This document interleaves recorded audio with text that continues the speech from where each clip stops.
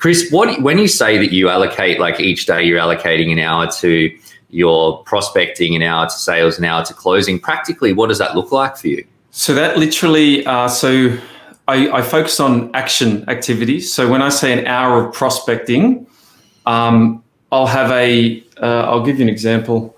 Actually, I won't, but I'll have a blank weekly diary with empty spots on it. Now, a lot of people use electronic CRMs and diaries, and I do as well, but I've got another diary system, which is paper-based, where I call a pipeline stacking routine, which simply means if I want to get more sales for the week or more results for the week, I stack more meetings in there.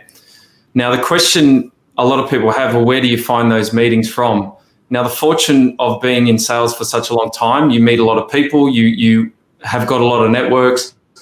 It's a lot easier to reach out and fill the pipeline yourself, especially when you've been doing a good job, you've been, delivering on the service that you've promised. It's very, very easy to get things like referrals, to be introduced to different networks and things like that. So when I stack my pipeline, I physically write down the names of the people I want to meet with throughout the week.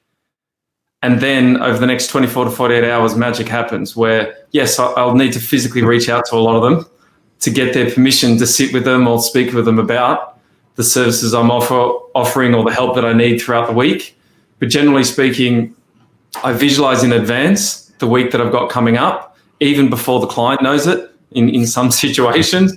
Then I reach out, and a bit similar to how we first met, Ben, where you had me on a list recommended from Clad, and then, in your mind, you're like, well, I'm going to reach out to Chris, see where it goes. We reached out, had a meeting, and then here we are, however many years later.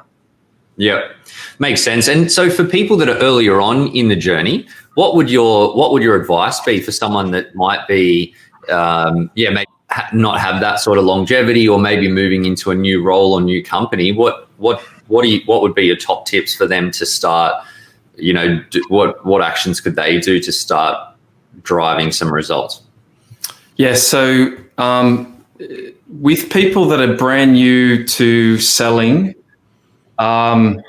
it's hard work, right? Selling's a very, very difficult thing to do. It's scary. Cold calling.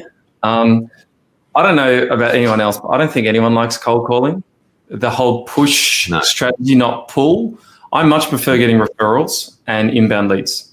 I'll be honest. Okay, I love a good cold call now, but a cold call from, well, at least a call that I can make really, really warm. Okay, but I'm willing to do whatever it takes. So at the start, people starting, I needed to cold call and make a lot of them, and I needed to door knock. My very first client was a pub down the road that I door knocked and asked for their business. Now, I don't need to do that now, but I was willing to do whatever it took to build and stack the pipeline like I'm doing now. It's the same habit. I just had to do it differently, a little bit more courageously, for lack of a better word.